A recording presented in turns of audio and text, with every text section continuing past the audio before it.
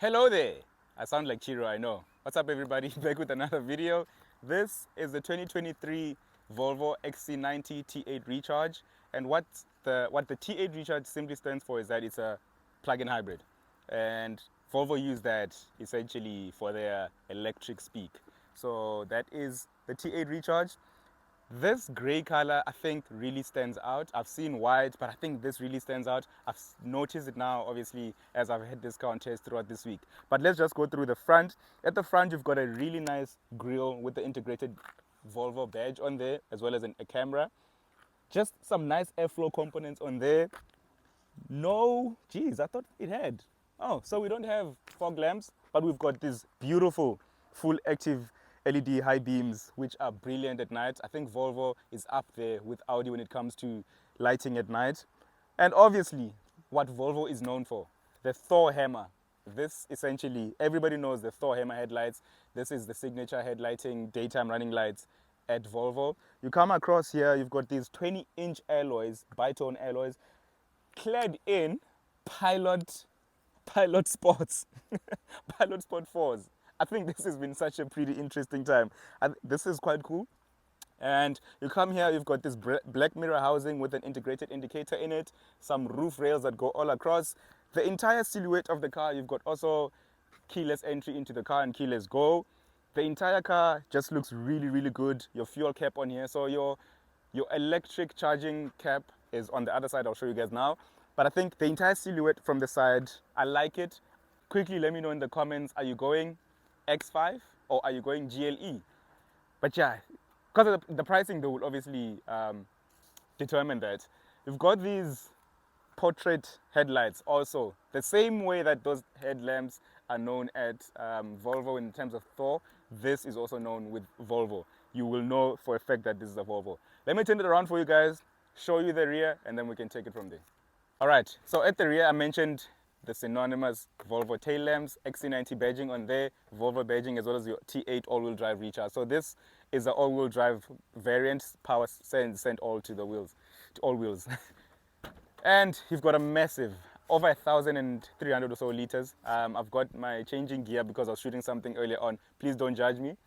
You have, okay, oh, okay, what's going on? What's going on? What's going on? Okay, you've got this. I don't know what this is meant to be.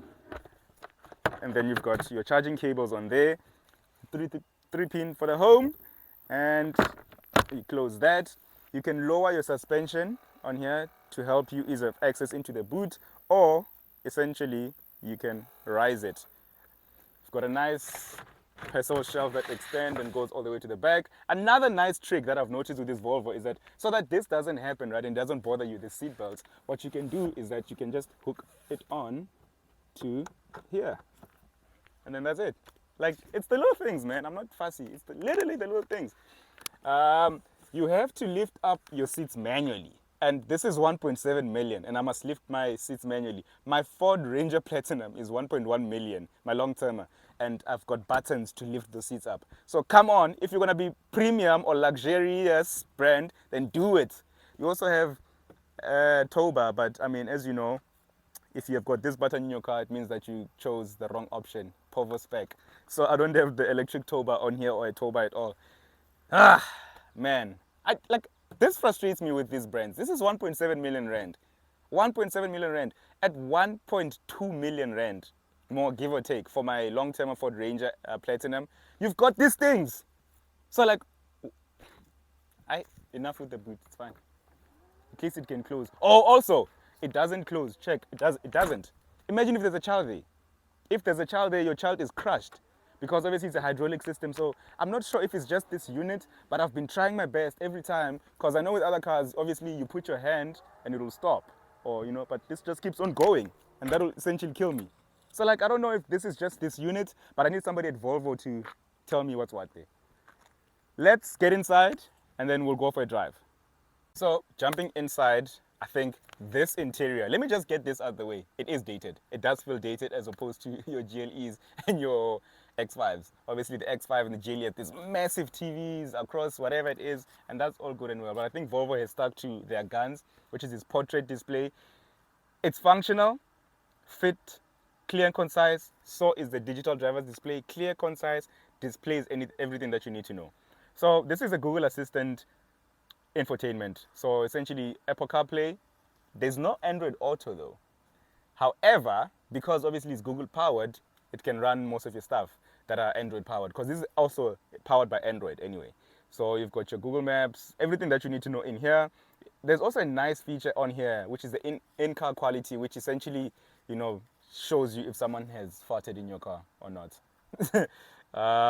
You know, everything is on here. You've got heated seats on here. These are really, really nice. I think nice seats, bolstered quite well on the under thigh, on the side. Everything is just really in reach. You know, obviously electrically operated and memory function as well.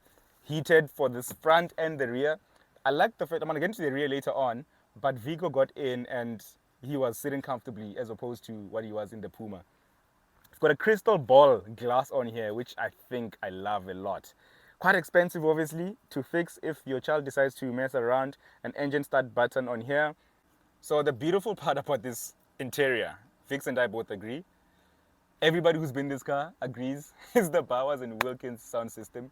The best audio sound I've ever had in any car, hands down. Hands down. I obviously haven't been in the likes of the Bentleys, whatever, but for this, it triumphs the competition hands down. There's Bowers and Wilkins surround sound. You've got jazz rooms. You've got a what is this sound thing called again? You've got this concert hall sound system, which essentially singles out every little thing, every little bass or treble or whatever it is, into giving you proper instruments on. Like it's a audiogasm. Yeah, so it's quite cool. You've got a wireless charger on here. You've got a USB-C as well as two USB-Cs in front as well as at the rear. A panoramic sunroof, which is, yeah, it lets a lot of sight in here, a lot of light in here. I quite like that a lot. It goes all the way to the back. And at the back, passengers also get sunshade. I mean, should you feel that you're important, you want, you know, peasant blockers. They have peasant blockers here.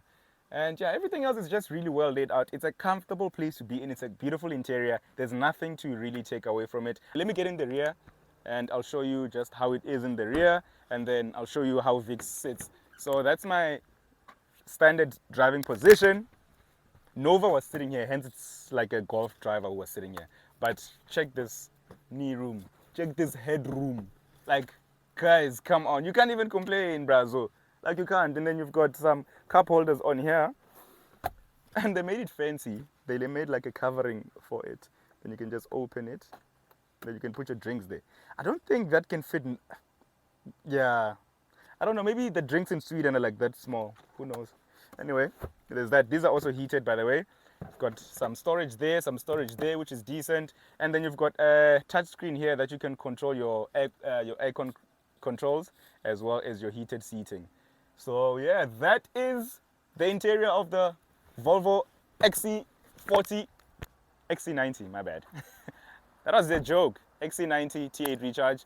Anyway, I'm gonna take it for a drive now and give you my thoughts. But yeah. So you joined me inside the Volvo XC90 T8 Recharge, and obviously it's quiet in here. Let me actually just put the aircon off. Let me burn for you guys. Because obviously we're in hybrid mode, so you hear every single thing basically. So yeah, Volvo XC90 T8 Recharge, powered by a 2-liter turbocharged and supercharged petrol engine with an electric assist. In the electric mode only, you can get up to 80 kilometers of electric only range, which is quite cool. I think I'm a huge believer in plug-in hybrids. If you guys obviously watched my Range Rover Sport plug-in hybrid, if you haven't, please click on the link above or in the description below to watch that, and you'll know that I love plug-in hybrids. I do believe that they are what we need for South Africa, or for the African continent really, obviously because of the infrastructure. And with this, although it does have somewhat a bad thing for me, because in this one I don't have DC charging. I can only AC charge it, and that takes obviously forever, so you always have to charge at home. So maybe for me, because I love quick stuff, it's a bit of a worry. But I mean, obviously at home it's not really much of a faff. But I mean, I don't stay in a house. I stay in a sectional title, so I park the car downstairs and I all on the 3rd floor for me to. So I can't really charge in my garage at night. But I mean, for people who stay in houses with garages, I mean, those are the people who afford these cars, to be honest. I mean, I'm staying in an apartment, so makes sense why I am complaining. But anyway, no DC charging. Ooh, no DC charging on here, just AC, and it will charge overnight and get you maximum about 85 kilometers of range or so, which is not bad. I mean, for your daily commute, you can literally just use that for you to go to work and back and whatever that you need to do, really, which is, I think, such a nice thing. It's a nice car, it's a nice drive. It's over 2 tons, and it does get fast, or it doesn't feel heavy. I think the Swedish engineers have really done it, and I'm happy with that. But my worry is this car is 1.7 million, right? Same power output as the Volvo XC90 T8 Recharge. So I'm like, do you need to spend that money for the same amount of power, decently sized cabin, or you can just go for the XC90 Recharge, So there is that. But I mean, this is 3 rows in here, which are quite decent to sit in. You've got 4 USB ports in this entire car. This Google Android Assist thing is quite cool. And this digital driver's display is also quite brilliant, very clear and concise. When you've got your maps going on, it shows you right in there, which I think is a very nice thing. However, while this 9-inch portrait infotainment is cool, it is starting to show its age now. Compared to the competition, it's really starting to show its age, and you can definitely see it. It's like you can see it. You look at the Mercedes-Benz GLE, you look at the BMW X5 with obviously their big screens and all that stuff. You can definitely see that this is starting to show its age, and I think they need to do something about it. The other thing is that everything is housed in here. So my driving modes, I have to select, but I have to get into the settings and then select my drive modes. But I can't do that while I'm looking at the road. So for a Swedish brand that's synonymous with safety and how safety is so much paramount to them, why would they choose to do that? Why not a driving mode selector somewhere? But I mean, that's about it. In terms of safety, that's the only little niggle that I get. But everything else, it's freaking on it. I mean, even the brake assist and all that stuff, all the cameras around, the parking assists, the 360-degree cameras, very clear, very concise, very, very helpful. Also because this car feels quite long, so it's easy to have a little mishap, but because of the systems, you are very well taken care of. I do enjoy, obviously, the burst. Okay, I don't have any electric range right now, so I don't have that burst, but I do think that it's quite cool. The car drives beautiful. This is on the 22-inch wheels, big wheels, but thank God it's got air suspension, so all that is being taken care of quite brilliantly. I'm happy with that. Geez, I think the one thing that you cannot take away from this car is its banging sound system. That Bowers and Wilkins sound is the best I've ever had in any car that I've ever tested in my life. Gee whiz, you get everything that you want in here. Nice boot space with all the 3 rows in play, or with the last row folded. Nice boot space, enough space for passengers, comfortable heated seats for the front and the rear passengers. So, I almost witnessed an accident. What? So yeah, I'm happy with this car, guys. I don't think that there's anything much that I need to add on. My number one thing is that for 1.7 million rand, they need to do something to revive it, for it to compete with the competition. And I don't think it's gonna get any makeovers, because I mean, right now there's a EX90 now electric. I mean, Volvo is leading the charge in terms of electric, and I even if I say so myself, their cars look normal. They drive beautiful, they get enough range. So I think that if they should update this, it's obviously going to be in the EX90 and not this. So I think this might be the last petrol or hybrid Volvo XC90. Gee whiz, this car is beautiful, man. I love it. It drives beautiful. Nothing to complain about, really. I'm just pretty sad I didn't get to go on a long trip with it, because I wanted to test out that range. When they dropped it off, it was on 740 kilometers of range, and that was also because of the 80 k's of electric range that was in there. So I'm pretty sure I could have done my usual Mafikeng and back trip on one tank, obviously. But it's just so nice to drive, like, and you get looks still. You know, it's just so nice to drive. Because also of that Bowers and Wilkins sound system, you always want to be in the car listening to music. I am a huge radio fan, but I've been listening to a lot of music from my phone because of that sound. So yeah, I think it's a good drive.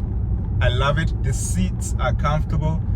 You know, there's a lot of room for adjustment, memory too. So you don't really, faff or fuss about anything really. I think Volvo have done a great job in terms of the drive.